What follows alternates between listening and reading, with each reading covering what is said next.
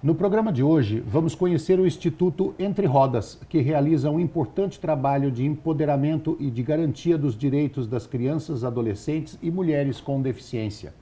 Nossa convidada é a Eliane Lemos, que é fundadora e também diretora executiva do Instituto. Seja bem-vinda, Eliane. Que prazer, saudade. Saudade, isso é bom. Gratidão pelo convite, estar aqui com você novamente. É sempre muito bom poder falar sobre o Entre Rodas, falar sobre esse desafio que é a preservação dos direitos humanos. Né? E é um trabalho tão importante do Entre Rodas que deveria ser divulgado diariamente, né? Nossa, seria uma boa ideia. Vamos lançar a ideia. Vamos fazer um programa só de Entre Rodas todo dia? Porque tem questões que a gente precisa alinhar, viu? Né? Como é que surgiu a ideia de criar o Entre Rodas? A minha jornada já é longa nesse segmento. Eu comecei lá em 92 trabalhando com atletas de alto rendimento. Eu trabalhava com cegos, aí depois eu comecei a trabalhar com basquete e cadeira de rodas. Aí em 2001 eu lanço a primeira equipe de basquetebol e cadeira de roda para crianças. Isso foi um divisor de águas, porque era o olhar para a formação de futuros atletas com deficiência. Então dá para imaginar minha alegria quando eu fui voluntária nos Jogos, né, em 2016 e vi algumas das crianças que começaram lá em 2001 defendendo o Brasil numa quadra, né, dos Jogos Paralímpicos. E quando chegou 2009, eu começo a questionar algumas questões assim, extremamente significativas em relação a, principalmente as meninas e as mulheres com deficiência. E eu começo a desenhar o que viria a ser, o que realmente é o Estatuto do Entre Rodas, que foi lançado, né, juridicamente em 2013. Então, entre 2009 e 2013 foi um período de exercício. Né, ouvindo pessoas, eu tive um grande mentor, que foi o Dr. Scott Rains, um californiano, um estudioso da questão do turismo acessível. E ele me ajudou muito, Roberto, a sair dessa questão simplesmente, a não olhar somente os direitos das pessoas com deficiência, mas olhar também aos direitos daquela mãe que tem um filho ou uma filha com deficiência, com alto grau de comprometimento, das mulheres que são vítimas da violência, mesmo que ela não venha a adquirir uma deficiência, mas acaba tendo outro tipo de sequelas sociais, enfim. Então a gente evolui no sentido de uma conversa, de uma compreensão que deixa... Assim, a gente não trabalha só com as questões dos direitos das pessoas com deficiência, mas a gente trabalha com a essência dos direitos humanos. E dentro do nosso DNA tem essa essência dos direitos humanos.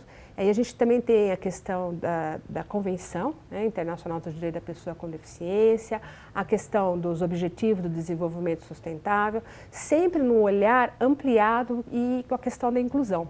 Né? Então, mas a nossa maior preocupação é justamente o olhar em relação às meninas e às mulheres.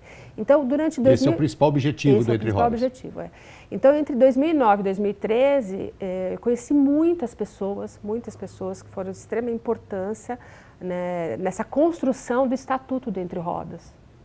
Então, o foco, a nossa missão está atrelada a construir mesmo um legado onde meninas e mulheres com e sem deficiência, porque aí eu incluo as mães, que nem toda mãe que tem um filho com deficiência, ela tem uma deficiência, mas a gente precisa pensar em políticas públicas para essas mulheres, que elas possam viver livres de qualquer forma de violência.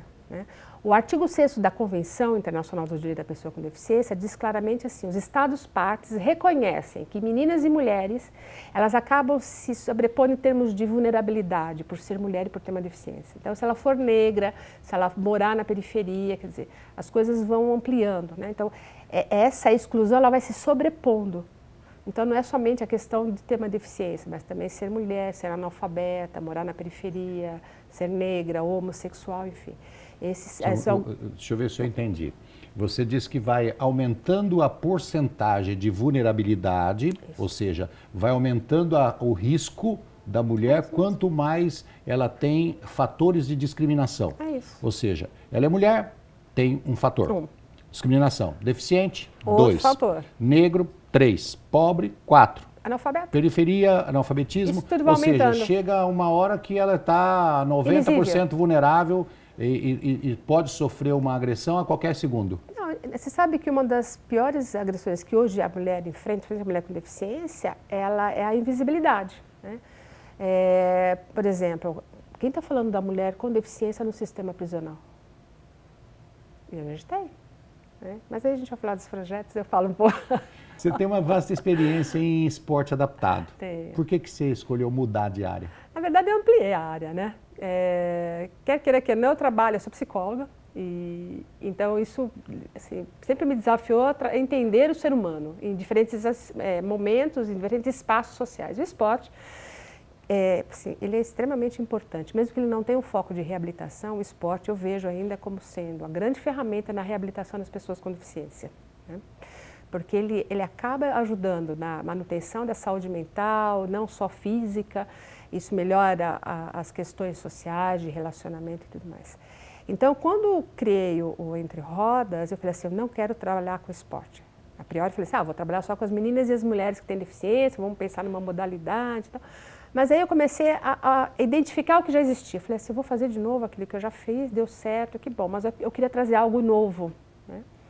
Mas eu sempre caminhei ao lado de atletas. A questão do desafio. É o desafio. É o desafio de algo muito novo, como foi o desafio de lançar aquela equipe lá em 2001, quando as crianças ainda, com deficiência, nem estavam nas escolas regulares, né? Porque era um período que as crianças estavam nas escolas especiais, não junto com as outras crianças sem deficiência. Então, isso foi super importante. Então, hoje eu tenho esse olhar muito mais ampliado. Dos pré-requisitos, por exemplo, num dos projetos do Entre Rodas, é que a criança esteja matriculada e frequentando a escola regular, porque é uma maneira de a gente desconstruir as barreiras. Então, na verdade, eu ampliei o olhar, né? Em cada área existe o esforço da pessoa com deficiência, as dificuldades, né, as barreiras que quase que são intransponíveis e tudo mais. Quer dizer, quando você sai de uma área, quer dizer, aquela você já conheceu todas as barreiras, todos os esforços, todas as loucuras que existiam ali dentro e as vitórias. Agora você vem para uma outra, está conhecendo um outro lado de vitórias e superações também. Também, é isso mesmo. E é bom que a gente não abandona a bagagem, né? Porque aquilo que me ajudou a estruturar, a pensar, a desafiar mesmo até os meus interlocutores, no sentido assim, por que você está trabalhando esse pequeno trecho, né? Vamos olhar o ser humano como um todo, ele é biopsicossocial e espiritual. Então, como que a gente traz isso para os nossos projetos? E aí que entra a riqueza da compreensão da Declaração Universal dos Direitos Humanos. E entra a riqueza de você passar por várias áreas também. É isso aí também.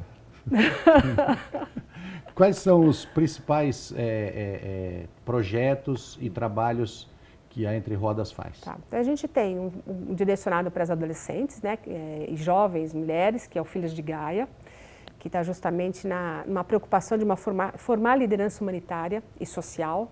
Então, a gente quer que essas meninas, né, eu sempre falo meninas, mas essas jovens e jovens adultas, elas possam levar para a sua comunidade, elas façam uma intervenção na comunidade que ela nasceu, né, para ver a mudança do entorno. Porque não adianta a gente também ficar sempre trazendo as pessoas de outras regiões para um único local, se a gente não se preocupar como que ela vai fazer uma intervenção, melhorar a situação da sociedade onde ela vive, né? Então, ela se torna responsável por isso. E é muito interessante, porque quando você dá informações, as pessoas retornam para casa e começam a ter um olhar de construção, né, de agregar valor nas minhas ações. Então, Filhas de Gaia.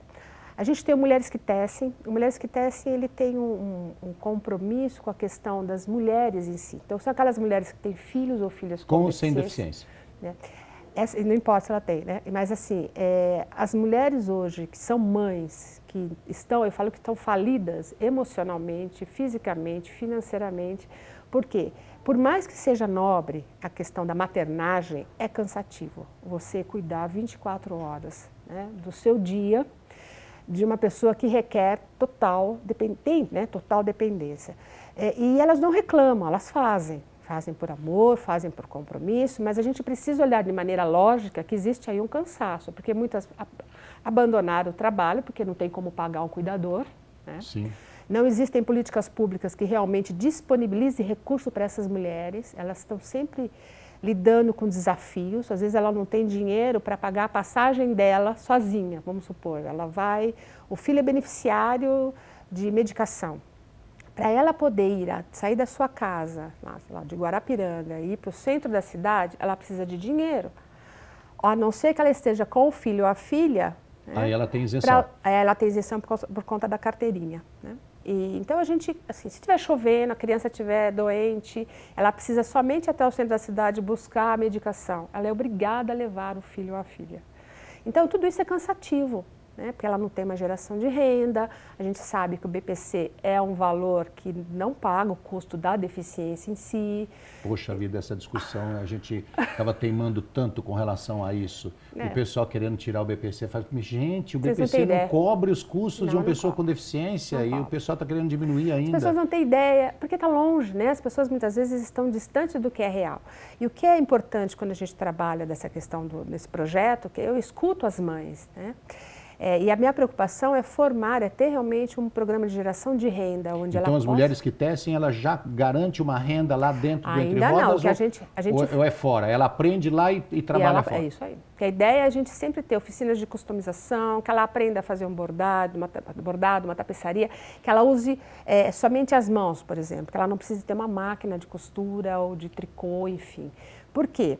A gente sabe que em muitos ambientes, às vezes, esse produto, esse equipamento passa a ser moeda de troca para outras coisas.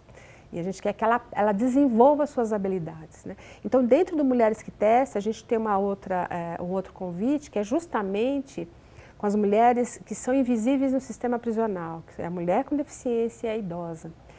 Tem um tratado que foi assinado em 2016 pela ONU e os países membros, que é o Tratado de Bangkok, que ele prevê o descarceramento das mulheres com deficiência e das idosas, porque isso tem crescido mundialmente, não somente no Brasil. Eliane, eu vou falar uma coisa para vocês. Quer ver uma coisa que eu não resisto? É uma velhinha, quando a gente para em algum lugar, frente de restaurante ou em semáforo, algum lugar para com o carro, a velhinha vem vender um pano de prato, coisinha de bordado. É isso aí. Eu não resisto, eu compro, porque eu sei que aquele trabalho é uma geração de renda. É uma geração de renda, é isso. Querida, nós vamos para um rápido intervalo e já voltamos.